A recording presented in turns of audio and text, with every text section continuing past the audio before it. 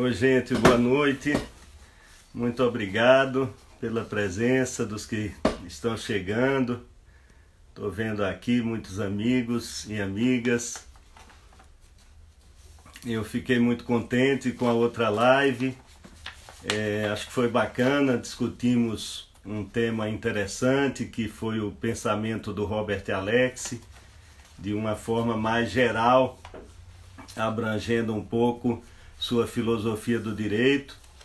Boa noite a todos que estão entrando, muito obrigado pela presença. Fico feliz com a presença de todos.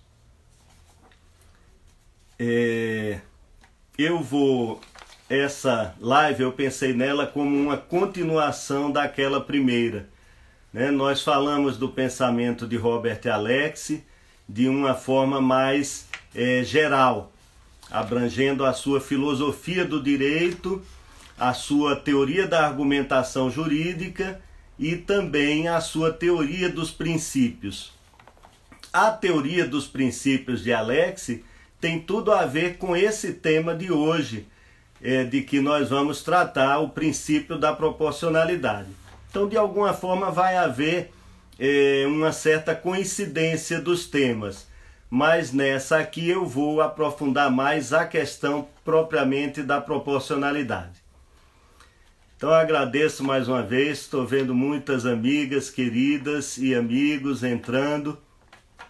Eu vou começar e no final eu abro para perguntas e a gente conversa, né? Tenta tirar as dúvidas. E algum comentário que for feito durante a live, eu posso tentar incluir já na minha apresentação. Se não, a gente deixa para discutir mais ao final. Então, como eu disse, o pensamento de Alex, que ainda é quem inspira aqui hoje a nossa fala, ele abrange várias áreas. Na filosofia do direito, Alex defende um conceito não positivista de direito, né? Baseado na fórmula de Hadbro, de que uma lei extremamente injusta não é lei. Então Alex adere a isso, que é um conceito do justnaturalismo, né? Claro que com várias nuances aí, mas ele defende uma conexão do direito e da moral. E na sua teoria dos princípios, também ele defende essa conexão do direito e da moral.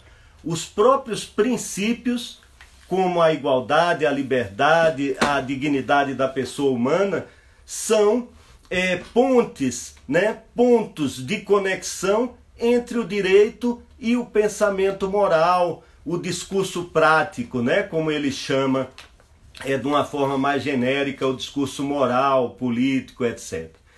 Então, a teoria dos princípios de Alex, ela reflete de alguma forma a sua visão mais geral sobre o direito. E basicamente, na teoria dos princípios, Alex defende que os princípios são direitos ou mandamentos prima facie. Então, numa primeira vista, nós não sabemos exatamente todas as hipóteses em que ele vai se aplicar, né? Os princípios não têm pressupostos de fato iguais aos pressupostos de fato das regras jurídicas, que são muito mais definidos ou definitivos. E justamente por essa maior indeterminação dos princípios é que eles colidem. Então, essa é uma noção central na teoria dos princípios de Alex. Os princípios colidem entre si nos casos concretos. Então, a liberdade de expressão colide com a intimidade, a liberdade de imprensa pode colidir com questões de segurança nacional, a liberdade de expressão pode colidir com a dignidade da pessoa humana, no caso do discurso de ódio. E aí onde é que entra o princípio da proporcionalidade? O princípio da proporcionalidade, ele é um princípio que vai servir ao aplicador do direito na ponderação dos outros princípios. Isso é que é muito importante a gente ter em mente. O princípio da proporcionalidade não é um princípio como os outros, igual ele não está no mesmo nível, digamos assim, epistemológico, da liberdade de expressão, da proteção do meio ambiente, né? Então, uma ideia interessante é a gente pensar o seguinte: o princípio da proporcionalidade, ele em si não é ponderável como os demais princípios. Então, ele não é um princípio igual aos outros. Humberto Ávila vai dizer o quê? No seu famoso livro sobre os princípios? Que os princípios são postulados normativos, né? Eles são metanormas, ele é um sobreprincípio que vai justamente presidir, ele vai contribuir para resolver a colisão de princípios, desses outros princípios de que eu falei, e a necessidade de ponderar, no caso concreto, os demais princípios. Então, isso é uma primeira noção sobre o que é o princípio da proporcionalidade em Alex. E eu só queria voltar num ponto aqui para dizer que o princípio da proporcionalidade, ele tem sua origem jurídica no direito penal e no direito administrativo. Então, quando a gente fala, sobretudo, da proporcionalidade das penas no direito penal e no direito administrativo, da proporcionalidade das medidas administrativas de polícia, de intervenção nas liberdades, na propriedade. Então, o princípio da proporcionalidade surge nesses outros ramos do direito, sobretudo no século XIX, na França, na Prússia.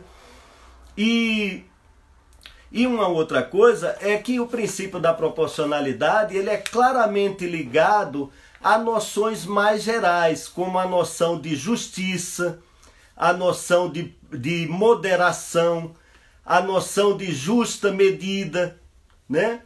Então, lembremos, por exemplo, que Aristóteles, quando fala de justiça, ele fala de alguma forma dessa proporcionalidade. Então, a justiça é dar a cada um que é seu, né, de acordo ou proporcionalmente a sua igualdade, e também tratar desigualmente os desiguais de acordo com sua desigualdade. Então aí já tem embutido uma ideia de proporcionalidade, né? E a ponto, por exemplo, do ministro Eros Grau, ex-ministro do Supremo e professor da USP, ter dito num dos seus votos o seguinte, num livro chamado Por que Tenho Medo dos Juízes, em que ele faz uma crítica aos princípios e tal. E aí ele diz, olha, o princípio da proporcionalidade para mim não é nada de novo, nem traz nada de novo. É o velho princípio da justiça e da equidade, que é a equidade é a justiça no caso concreto. E realmente tem tudo a ver com a proporcionalidade, que é encontrar a justa medida da ponderação de princípios também no caso concreto, né? Agora eu passo para um ponto que é fundamental se entender, né? Sobretudo quem está prestando concursos e estudando direito constitucional, que são as submáximas do princípio da proporcionalidade. Então, o princípio da proporcionalidade, ele se divide em três, né? São três submáximas. Porque Alex também chama o princípio da proporcionalidade de máxima da proporcionalidade, né? Um preceito. E ele estabelece submáximas. São três as submáximas do princípio da proporcionalidade, que são a adequação, a necessidade e a proporcionalidade em sentido estrito. Então, o princípio da proporcionalidade se desdobra nesses três elementos de adequação, necessidade e proporcionalidade em sentido estrito. E se uma determinada medida, como eu vou exemplificar, ela não passar, por exemplo, no primeiro teste da adequação, ela já é desproporcional. Se ela esbarra no segundo momento, que é a necessidade, a falta de necessidade da medida, ela é desproporcional. E, por fim, ela pode ainda, de alguma forma, ferir a última etapa, que é a da proporcionalidade em sentido estrito. E em todos esses casos, não vai haver proporcionalidade. A adequação e a necessidade, que são as primeiras submáximas, segundo Robert Alexy, são duas submáximas que têm a ver com os fatos. Ele diz que só a submáxima da proporcionalidade em sentido estrito, ela é propriamente jurídica. As duas anteriores, a adequação e a necessidade, ela tem a ver com os fatos. Por quê? A adequação, vamos pensar no seguinte: quando a gente analisa a proporcionalidade, a gente tem que pensar numa medida M estatal, seja um artigo de lei, uma medida legislativa, seja uma decisão judicial, ou seja até um ato de particulares. Essa é a medida M, né?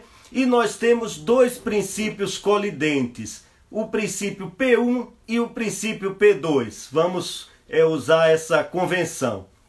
O princípio P1 é aquele que sofre com essa medida, é aquele que é comprimido com essa medida, que sofre uma afetação, né? E o princípio P2 é aquele princípio que se quer proteger com a medida M.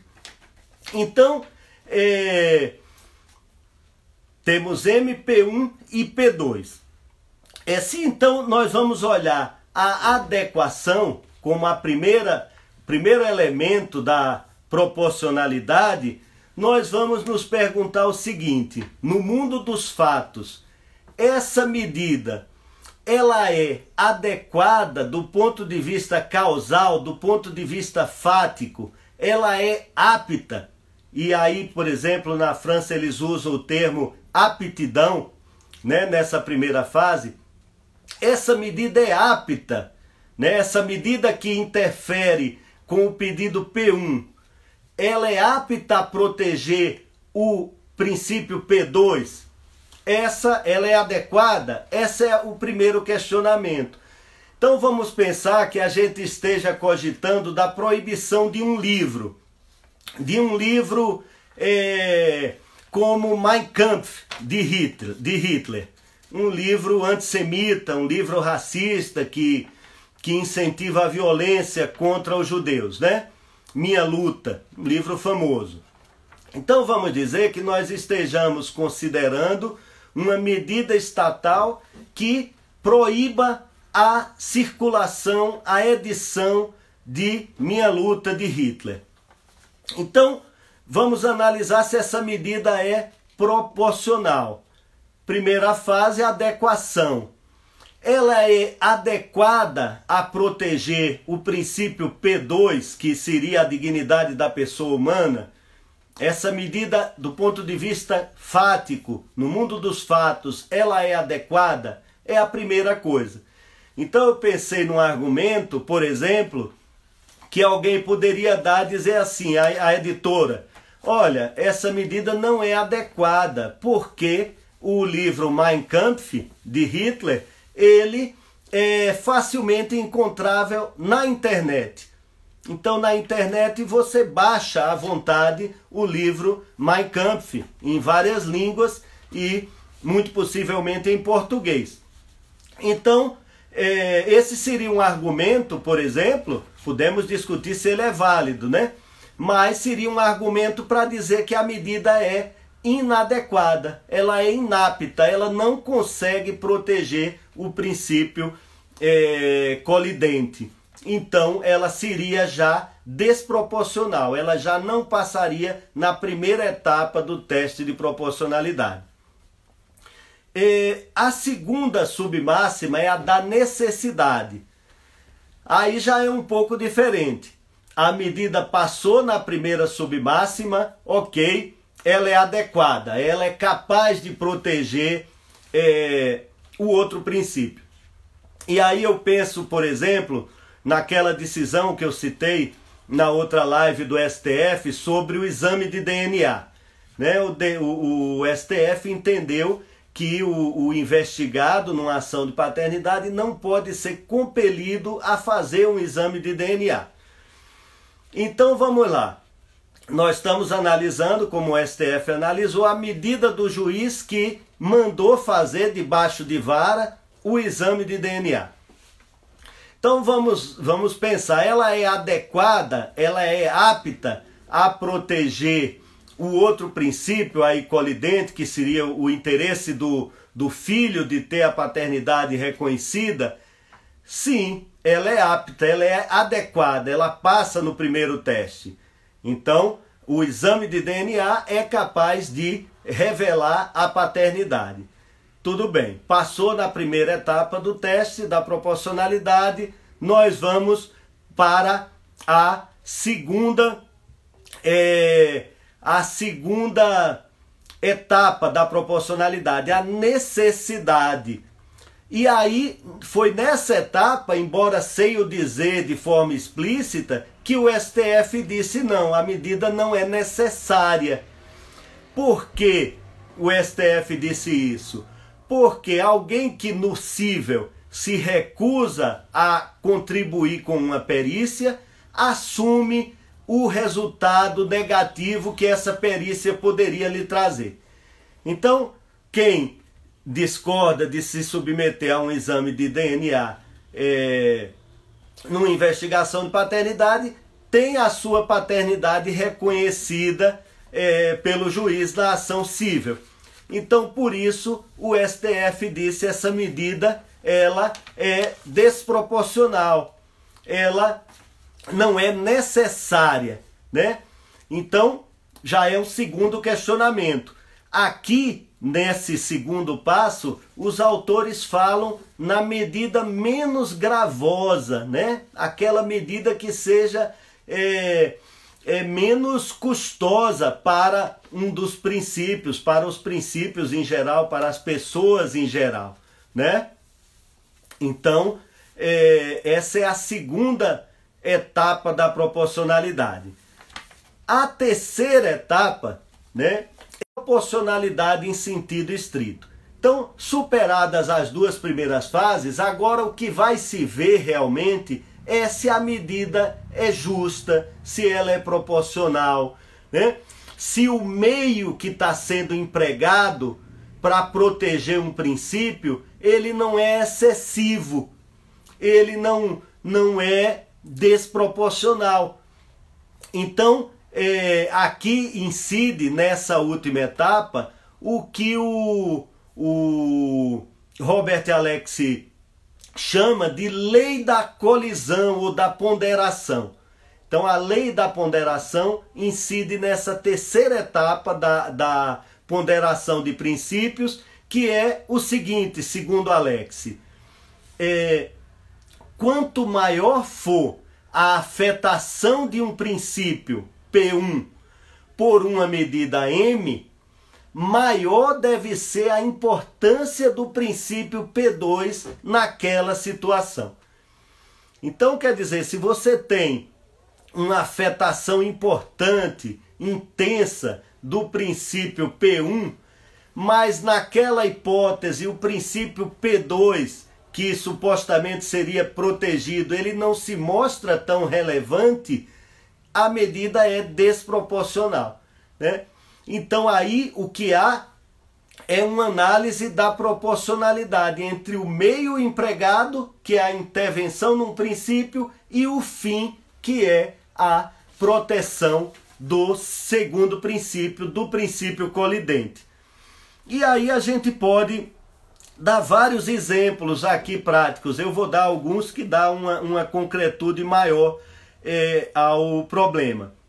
Então vamos pensar: liberdade de imprensa e segurança nacional, né? Então, você vai admitir alguma limitação da liberdade de imprensa se aquela informação for importante para a segurança nacional. Então isso se discutiu muito na Suprema Corte norte-americana, né? Em casos famosos.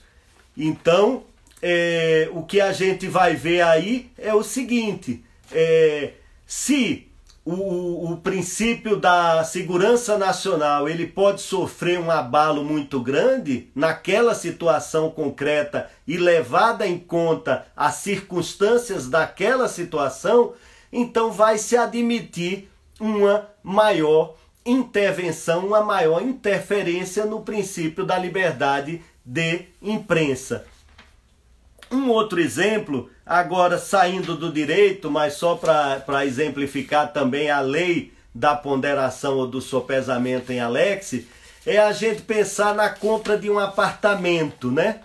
A compra de um apartamento por alguém em que você estabeleça dois princípios que orientam a sua escolha: o preço e a distância do local de suas atividades.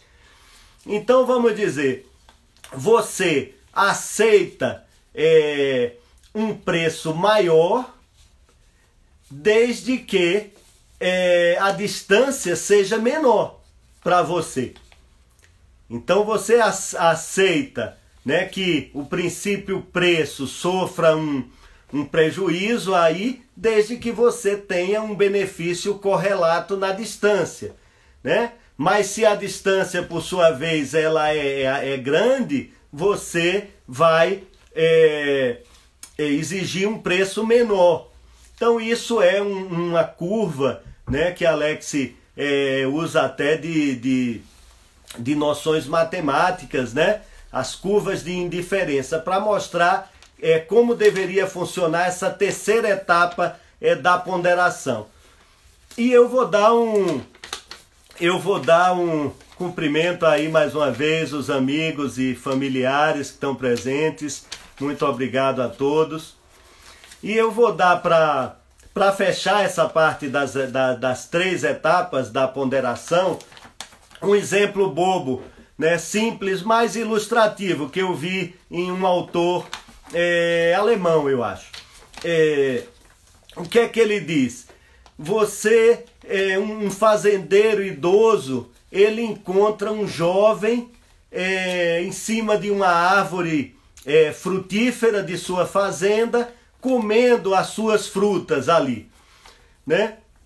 Então ele chega para impedir aquilo e ele acaba atira contra, usa uma arma de fogo contra esse jovem que está comendo as suas frutas numa árvore, né?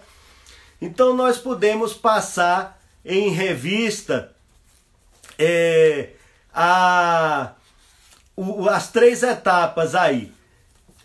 Atirar no infrator, quem está em cima da árvore, é uma medida adequada do ponto de vista causal, apta a proteger a propriedade do fazendeiro? Sim, ela é apta do ponto de vista causal. Então ela passa na primeira etapa da proporcionalidade. Ela é necessária, e aí entra a subjetividade da ponderação, né? Aí nós já poderíamos divergir. Alguém poderia dizer, à vista das circunstâncias fáticas, que era necessária, porque o fazendeiro era velho, não podia subir da árvore, não tinha quem chamar naquele momento. Então, até poderíamos pensar que a medida passa na segunda etapa da necessidade. Mas, certamente, ela não passa na terceira etapa da proporcionalidade em sentido estrito, né?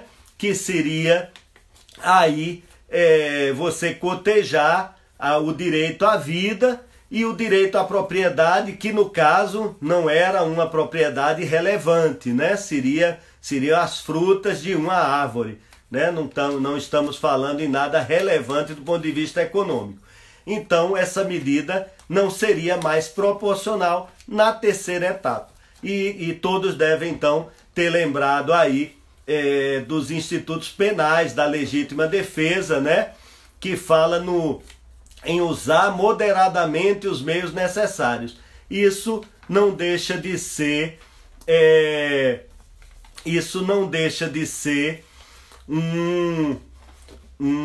a legítima defesa no penal, com seus requisitos, não deixa de ser uma aplicação do princípio da proporcionalidade. Então essa é a estrutura da proporcionalidade em Robert Alexy, do princípio da proporcionalidade. E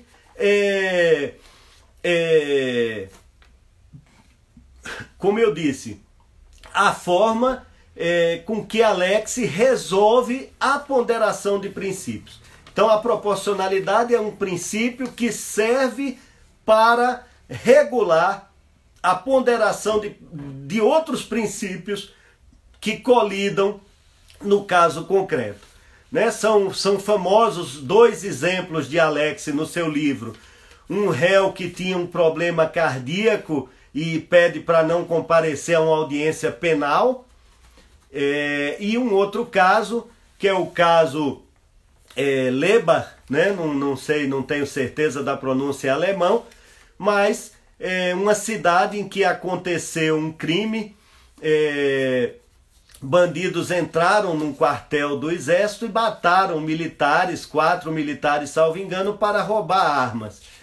E já depois de quase cumprida a pena de cerca de 19 anos de prisão, isso realmente aconteceu na Alemanha, 19 anos de prisão que um dos réus havia cumprido, nesse momento uma televisão anuncia que vai fazer um programa sobre esse crime, que vai trazer à tona, 20 anos depois, tudo isso de novo, na hora que aquele réu ia sair do presídio já depois de cumprida a sua pena de 19 anos. E esse condenado bate às portas do Tribunal Constitucional Federal alemão justamente para dizer que a medida era desproporcional, que o seu direito de ressocialização ia ser severamente atingido com aquele programa, porque o nome dele ia ser veiculado, etc., e ele teria dificuldade de se reintegrar, de arranjar um emprego.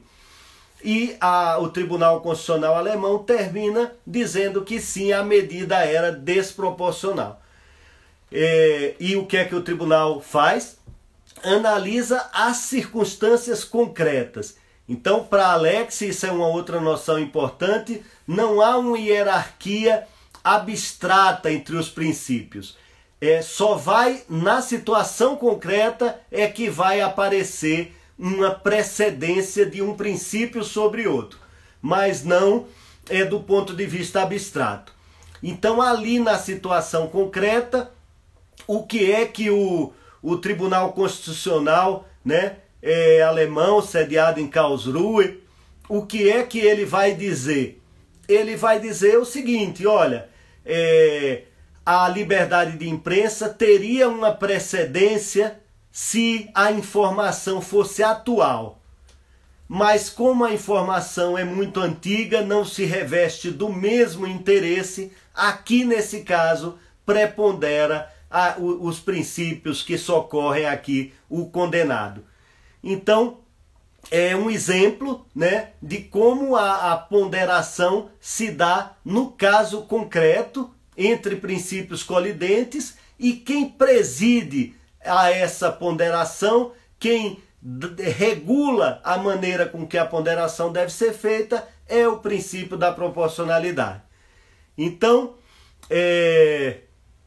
estou vendo aqui uma pergunta interessante do professor e meu colega José Carlos Francisco, que eu vou ter prazer em abordar, Zé, daqui a pouquinho, justamente eu previ falar um pouquinho disso. E já entro, inclusive, nessa nessa última parte, né, para a gente ter algum tempo para debater, que é a das críticas à ponderação de princípios.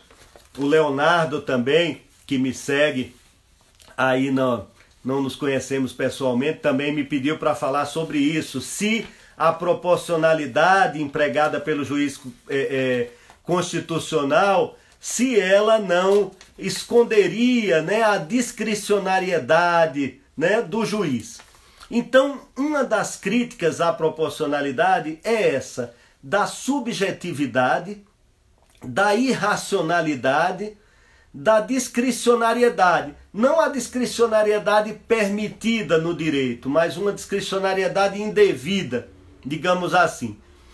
E uma outra crítica que se faz, isso permitiria uma relativização dos direitos fundamentais. Sempre que você, então, está tratando de direitos fundamentais, que segundo Alex são princípios, e que você vai, no caso concreto, dizer se eles se aplicam ou não, você vai poder relativizar direitos fundamentais. E aí muitos autores vão se insurgir contra isso, né? Como Habermas, alemão também, que faz uma crítica severa a Alex no seu livro Democracia, Direito e Democracia, salvo engano. Então ele faz uma crítica a Alex baseada nessa subjetividade dos valores, né? E ele defende que os princípios tenham uma forma de aplicação igual à das regras, uma forma de subsunção e não de ponderação. Então, uma certeza de quando você vai aplicar ou não os princípios. E aí, essa crítica do Habermas, embora ele não use esse termo, ela se relaciona com a pergunta do professor José Carlos Francisco.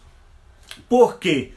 Porque a teoria interna em matéria de restrições a direitos fundamentais, que se contrapõe à teoria externa, a teoria interna diz o quê?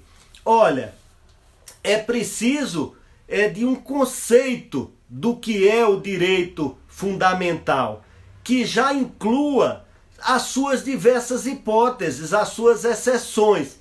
Então você tem que ter o direito fundamental definido, o seu núcleo essencial, né? Mas de alguma forma também aquelas exceções que devem incidir no direito fundamental. Então, quando você fala em liberdade de expressão, você já sabe que você não pode colocar um cavalete na Avenida Paulista para pintar, né? Então, o próprio conceito de liberdade de expressão já incluiria as suas diversas exceções. Isso levaria a quê? A você não precisar fazer a ponderação. O que você aí faria seria um raciocínio subsuntivo, um raciocínio de conceitualização, né, e de subsunção dos fatos à norma, como nós estamos habituados a fazer com as regras. Enquanto a teoria externa, ela é uma teoria próxima do pensamento de Alex, é uma teoria que diz que os limites dos direitos fundamentais vão surgir na colisão de princípios e na ponderação. Então, a minha posição, professor Zé Carlos, hoje sobre isso é o seguinte: é claro que os direitos fundamentais, eles já têm conceitos que são formulados do ponto de vista analítico, do ponto de vista conceitual mesmo, que são construídos historicamente, né, com o desenvolvimento das instituições e do direito. Então é claro que quando você entra na ponderação de princípios, você já dispõe de conceitos, sim. Mas eu não concordo com Habermas e não concordo com a teoria interna em matéria de restrição de direitos fundamentais, com essa perspectiva de que nós vamos poder ter um conceito fechado do direito fundamental. Porque aí nisso eu adoto a inspiração particularista que o Alex tem, que se inspira de alguma forma no particularismo moral de David Ross, para dizer que nós nunca vamos ter a resposta prévia, já previamente definida. Sempre o caso concreto pode revelar aspectos que criem novas exceções aos princípios e aos direitos fundamentais. Nós não poderíamos, né, traçar um catálogo prévio de todas as exceções aos princípios. E isso aí, vários autores insistem nisso, que os princípios são aquelas normas que não admitem as exceções prévias, enquanto as regras já é possível você estabelecer as exceções das regras de forma prévia e de uma forma mais abrangente. Então eu acho que a teoria interna serve sim, né, na medida em que é preciso um conceito do direito fundamental até para se fazer a ponderação. Mas a ponderação me parece incontornável em muitas situações. Né? Então eu acho interessante conjugar essas duas teorias. E por fim, eu queria só dizer que o Robert Alex, ele, no seu pós-fácil ao Teoria dos Direitos Fundamentais, ele estabelece limites à ponderação de princípios. E esses limites são muito interessantes. Um princípio... Desculpa, eu me perdi um pouco. Eu lamento às vezes não poder incluir as perguntas. Talvez eu devesse fazer um conteúdo menor, né? Mas se o colega quiser depois, aqui na hora que eu parar, retomar, a gente tenta responder. Então eu ia falar dos limites, não é? Um primeiro limite que o Alex fala é um limite estrutural. E ele gera uma discricionariedade estrutural. Seria quando a intensidade da intervenção do princípio e a importância do outro princípio empatarem. Então é uma noção um pouco complicada, né? Essa de empate. Empate entre a intensidade da intervenção em um princípio e a importância do outro. Ou seja, é aquela situação duvidosa. E o professor Zé Carlos gosta da ideia de zona cinzenta no direito, né? E então seria, Zé Carlos, uma zona cinzenta, aí empatou, não se sabe muito bem quem prepondera. Então Alex diz, legislador, faça então essa ponderação, não cabe ao juiz. E a outra forma de limite da ponderação é o que Alex vai chamar no pós-fácil de discricionariedade cognitiva ou epistêmica. E eu acho muito interessante, porque tem a ver com o próprio conhecimento, né, desses valores. E os valores são subjetivos, né? Então Alex de alguma forma vai reconhecer isso. Então ele vai falar numa discricionariedade do legislador por uma razão epistêmica, né? Quando esses valores que estão em choque não puderem ser dirimidos, né? Você não conseguir dizer qual é o mais importante. Aqui não é mais uma questão de empate, é uma questão de você não conseguir dizer qual valor é mais importante, porque, como muitos filósofos da moral enfatizam, os valores muitas vezes são incomensuráveis, né? É a incomensurabilidade dos valores. E aí eu me aproveito de uma brincadeira que o professor André Ramos Tavares fez ontem, numa aula para a qual me convidou na PUC, no seu doutorado, e discutimos esses temas. E ele disse, olha, não dá para comparar maçã com pera, né? Como é que você vai fazer a ponderação da maçã com a pera? São coisas diferentes, são gostos diferentes, e entra na questão da preferência. Os valores têm muito a ver com preferência, né? Então a racionalidade fica um pouco complicada. Mas Alex reconhece que é possível sim a racionalidade na ponderação de princípios, na aplicação do princípio da proporcionalidade, mas com limites, né? Mas com limites. O Lucas está dizendo aí que a pera é mais gostosa. Eu já ficaria em dúvida, viu, Lucas? Não sei se deixaria para o legislador a decisão, mas teria dúvida. E justamente o que Alex quer dizer como limite é isso, né? E ele cita um exemplo com o qual eu vou terminar a minha fala. Tribunal Constitucional Federal Alemão, decidindo sobre uma lei que abrandava obrigações trabalhistas para pequenas empresas, né? Abrandava obrigações trabalhistas para pequenas empresas. Chegou à Corte Constitucional. Essa lei é inconstitucional, por exemplo, por diminuir a proteção dos trabalhadores. E a Corte Constitucional vai dizer, olha, o que está havendo aí é um choque de valores, mas que tem que ser dirimido politicamente, porque eu diria agora, não foram essas as palavras talvez que o Alex tenha usado, não há aí uma verdade sobre esses valores que permitam que a gente afirme se um deles prepondera, não é?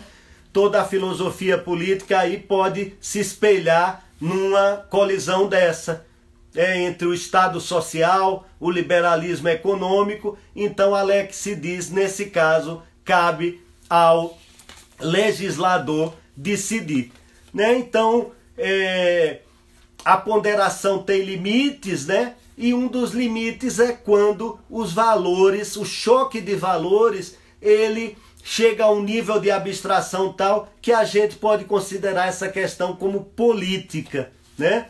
É uma decisão política e, portanto, não caberia ao juiz constitucional.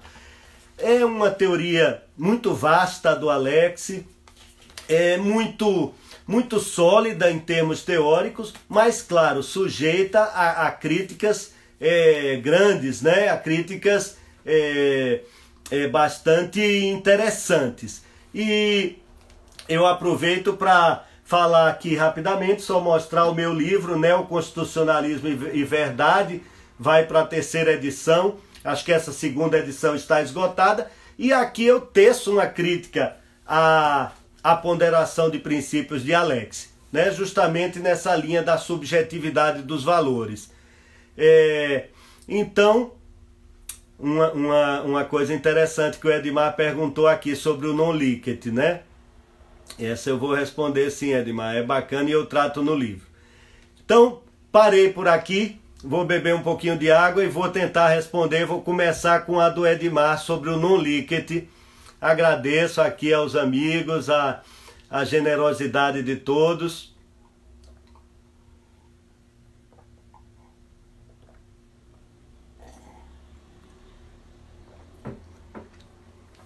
Obrigado a vocês, você que sempre foi um grande incentivador da minha vida acadêmica.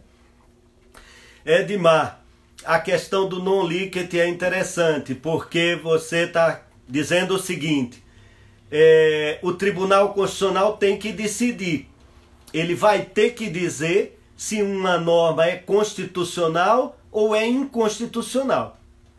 Mas ele pode dizer de duas formas. Ele pode dizer isso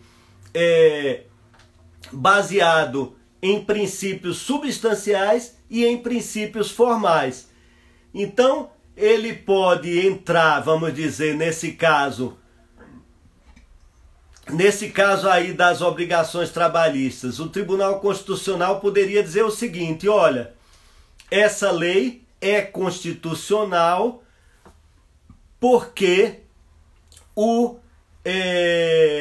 a livre iniciativa prepondera, é importante para que haja mais empregos, que haja uma diminuição da proteção dos trabalhadores em certo momento. Então o tribunal se pronunciaria, vamos dizer, de forma substancial sobre a constitucionalidade ou não. Mas é diferente dele dizer o seguinte, aqui é uma questão política, então eu aceito a solução do legislador, né? É diferente você dizer, numa questão sobre aborto, vamos dizer que nós tivéssemos uma lei permitindo o aborto, então o Supremo dizer é constitucional o aborto, porque o direito à vida não é absoluto e o direito à intimidade da mulher prevalece aqui. Isso é uma forma de dizer, que muitas vezes é utilizada pelas cortes constitucionais. Outra forma seria dizer, olha, os princípios constitucionais não chegam a esse grau de especificidade, aqui no caso, sobre o aborto, e eu aceito a ponderação do legislador. Então me parece, quando o Alex fala em discricionariedade e em limites da ponderação, ele está postulando uma decisão que tem uma natureza mais formal. Ela até pode declarar a constitucionalidade ou a inconstitucionalidade, né? Porque o Tribunal Constitucional tem que fazer isso, mas ela o faz com um argumento diferente. Aqui meu compadre Márcio Prado, minha afilhada, me mandando um beijo aqui. Um beijo para ela também, Marcinho. Obrigado a todos. Ednei, servidor do meu gabinete, muito competente. Muito obrigado, Ednei, pela presença. Estou aqui agora com o Leonardo. Case nacional. Olha, Leonardo, nós temos sim, Sidmar, muito obrigado, Suzana, Paulo Ivan, meu sobrinho, Marina, Thaís, Andréia, obrigado pela presença de todos. Leonardo, eu, como você vê, eu não sou, Ananda, obrigado, eu não sou tão crítico da ponderação como outros autores. Isadora, obrigado pela presença. Edinalva, Ana Fernanda. Na pessoa de Ana Fernanda, meu cumprimento a todos os defensores públicos presentes. Eunices, Ana Fernanda, defensora na Bahia, em Sergipe. Mariana, obrigado pela presença. Então, Leonardo, como você viu, Gustavo, obrigado pela presença, meu colega de magistério. Ricardo Fonseca, grande amigo. Marina Gabriel. Eunices, obrigado pelo incentivo de sempre. Então, respondendo a Leonardo, eu não sou tão crítico, então eu não tendo a achar que o erro é tão frequente como, por exemplo, o Lênio Streck. Essa decisão do DNA é uma decisão bem razoável, né? É uma decisão razoável. O caso Elvanger, que é sobre o editor de obras nazistas no sul do país, o Supremo conheceu de um habeas corpus e de alguma forma ponderou ali a liberdade de expressão e a dignidade da pessoa humana. Então, Mariana Robalinho, obrigado pela presença. Renata Porto, obrigado. Eu que agradeço. Fernanda, obrigado. Enfim, Leonardo, eu acho que esses dois casos, o caso Elvanger e o caso do DNA, são casos razoáveis de aplicação do princípio da proporcionalidade. Agora, sempre haverá uma subjetividade. É o que dizia ontem também o professor André Ramos Tavares. A subjetividade na ponderação, ela vai sempre existir. A subjetividade do juiz vai sempre existir. É algo inafastável, não é? Nós estamos falando do direito, que é uma realidade humana, uma realidade valorativa. Então, alguma subjetividade sempre vai acontecer, né? E as cortes constitucionais não costumam usar do princípio da proporcionalidade de forma explícita, né? Aqui, assim, ficaria sem graça até para nós que estudamos o direito constitucional. Se ele dissesse, olha, estou analisando aqui a adequação, agora vou analisar a necessidade, né? Passo para a proporcionalidade em sentido estrito, não teria tanta graça, né? Porque seria uma coisa muito doutrinária. Então os juízes e os juízes constitucionais também estão premidos sempre pelo fato, né? A questão concreta. Então a argumentação é muito presa ao fato ali e cabe aos estudiosos depois analisar onde é que foi feita a ponderação e onde é que teve algum defeito também. Obrigado, Edmar, por sua participação, pelos elogios. O livro, eu acho que ainda pode ser encontrado, a segunda edição, mas vai sair uma terceira edição, talvez agora até o final de maio, atualizada, com algumas decisões recentes do Supremo, como aquela da criminalização da homofobia, que eu apoiei e aí incluí no livro um pequeno parágrafo. Mayra, obrigado pela presença. Eu terminaria a nossa live dizendo o seguinte também, ainda na linha aí das perguntas que foram feitas. Nem tudo no direito constitucional é ponderação. E alguns autores têm destacado isso, né? Tem um autor americano, o inglês, Ralph Posher, e tem um professor francês com quem eu tive a satisfação de trabalhar no meu pós-doutorado, o professor Cherot, Jean-Yves Cherot.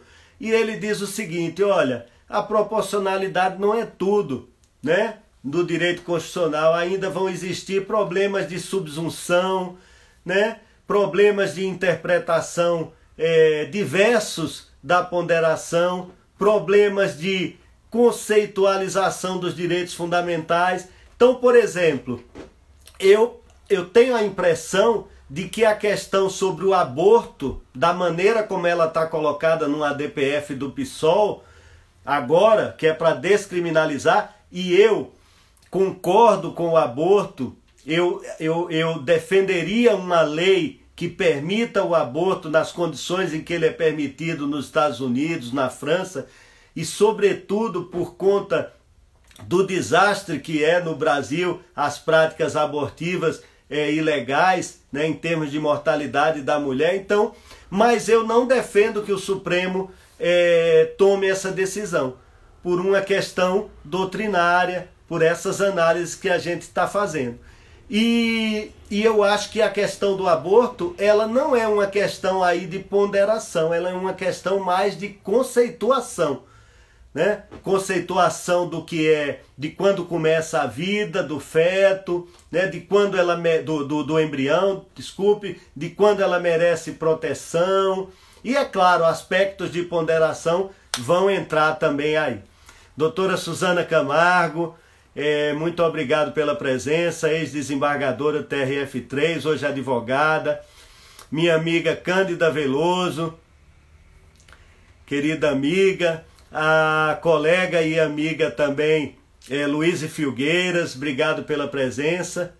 É sempre uma satisfação, não é? A live tem essa vibração aí da presença dos amigos que vão comentando.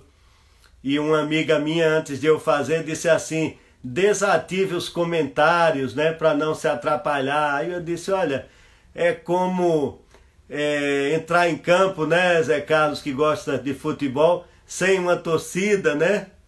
A torcida pode até também vaiar, não precisa só aplaudir, mas é preciso que tenha a torcida para que o jogador se sinta motivado. Concurseiro até a posse, que me segue, muito obrigado, boa sorte nos estudos, no concurso, João também, Lara. É isso, gente, e prosseguimos nas nossas discussões e vamos pensar em outras lives aí. Cleia, grande amiga, muito obrigado. Sheila, também do meu gabinete. D'Artagnan, Lucas, meu aluno, muito inteligente, sempre muito a par de tudo. Gabriele, que também me segue, Vânia, Alessandro, muito obrigado pela presença e pela interação, muito gostoso. Regilena, amiga e colega, Eva, Márcio Prado, não sei se o meu compadre ou outro Márcio Prado, tá me parecendo que é outro, Luiz Eduardo, Renato, obrigado. Obrigado, Renato. A questão do aborto, minha posição é essa, eu tenho essa posição favorável, mas acho que o Supremo, não caberia ao Supremo decidir isso. Né? Eu defendo uma certa autocontenção, né, da Corte Constitucional. É um tema muito polêmico, né? Nós precisamos continuar discutindo. Opa! A Rosa, professora de Teoria Geral do Estado, muito obrigado. É uma matéria encantadora. É o compadre, ali então era o meu compadre, com quem eu tenho conversas maravilhosas, um homem muito inteligente. Juliana, Alessandro. Rio Grande do Norte, eu sou nordestino também, como vocês veem pelo sotaque. Né? Sou nascido em Minas Gerais, em São João del Rei, tenho muito apreço por essa cidade, acho aquela região maravilhosa, São João del Rei, Tiradentes, mas minha família é toda de Aracaju, Sergipe, e lá eu fiz minha faculdade na Universidade Federal, fui aluno do ministro Carlos Brito, presidente do Supremo Tribunal Federal, ex-presidente, e sergipano da cidade de Propriá, fica a 100 quilômetros de Sergipe. E Carlos Brito, quando entrou no Supremo, não é? O Nelson Jobim, de alguma forma, era um pouco duro com o ministro, porque o ministro Brito, meu professor, é um homem da poesia, um homem muito sensível, é um homem que gosta da linguagem, dos trocadilhos, e me parece que ali alguns colegas pegavam no pé dele, diziam que direito não é poesia e etc. E uma vez o ministro disse, não, mas ninguém me faz perder a paciência, né? Porque a minha paciência é um pavio, o meu pavio vai de Aracaju até Propriá. Então são 100 quilômetros, é isso aí. E acho que isso é preciso, né, na nossa vida. Então tá bom, gente, um grande abraço a todos, muito obrigado pela presença.